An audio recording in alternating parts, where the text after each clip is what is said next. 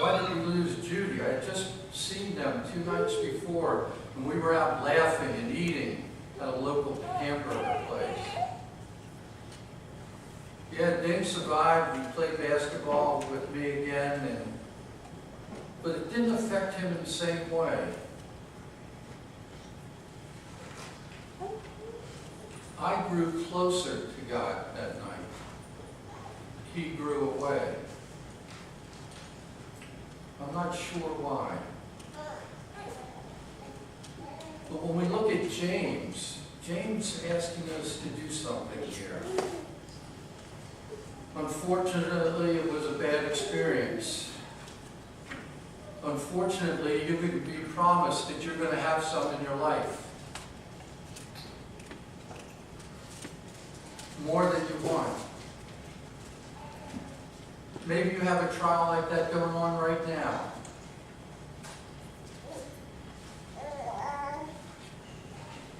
Maybe it's not life or death, but maybe it's an issue with the children, or money, or a job, or health. Have you wondered why you're going through it and what God has to do with it? Why me? If you're like me, you know I ask a lot of questions. And I want answers. And it's not bad to ask God questions, as long as you seek the true answer. And when you find the answer, do something with it. If you don't, you're somewhat like I did a few weeks ago. I was asking a weatherman how hot it's supposed to get here in Delran. He said, well, we could have weather as high as 109 degrees this summer with humidity as high as 88%. And I said, well, I don't believe that. And he says, well, why'd you ask me if you didn't want to know the answer? And I thought about that. Why ask if you don't want to know the answer? And you will meet people that have all the answers, won't you? You probably work with some. You may be married to one. If you're female, I know you are.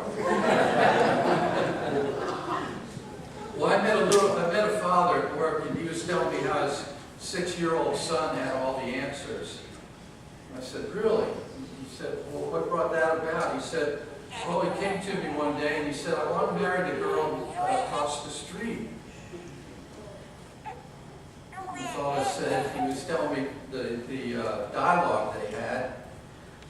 He said, oh, really? And he says to his son, that's a serious step. Have you really thought this out completely? Yes, his young son answered, we can spend 1 week in my room, the next in hers, and she's just across the street, so it's not a big problem. I can come home if I get scared in the dark. Well, how about transportation, the father asked. Well, I have my wagon, we both got tricycles, what more could you want, he said. The boy had an answer for every question that the father asked. Finally, in that exasperation, the dad's telling me, he asked, what about babies? When you're married, you're liable to have babies, you know. Well, we thought about that too, the little boy replied.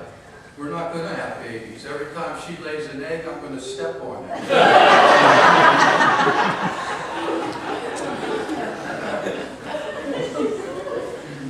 It's real life, isn't it?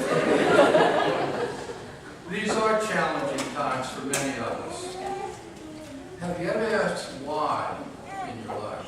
Why am I experiencing this trial? Or what purpose could it possibly serve? We've had tragedies in this community. We've lost children.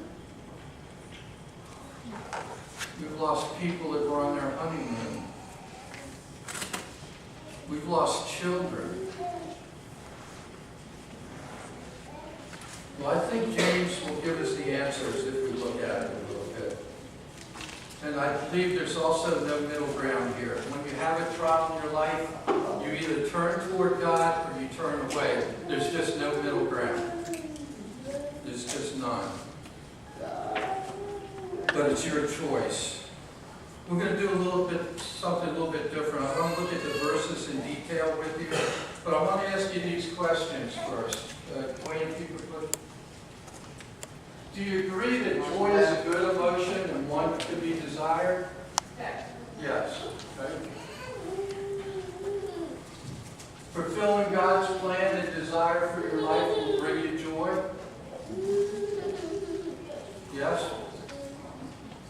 God's plan for your life is that you become more mature and complete in your faith? Yes? Okay, everybody gets 100. You can move on. What does it mean to be mature and complete, not lacking anything? If you look at the Greek word, it's teleos.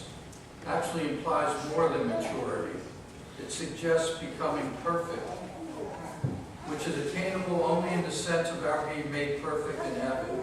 James believes this goal must always be at the forefront of our minds. We're never to reach a point in our Christian life where we become complacent or apathetic. James is calling us to a higher standard, perfection.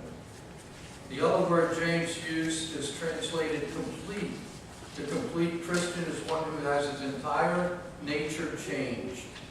No longer has a worldly focus.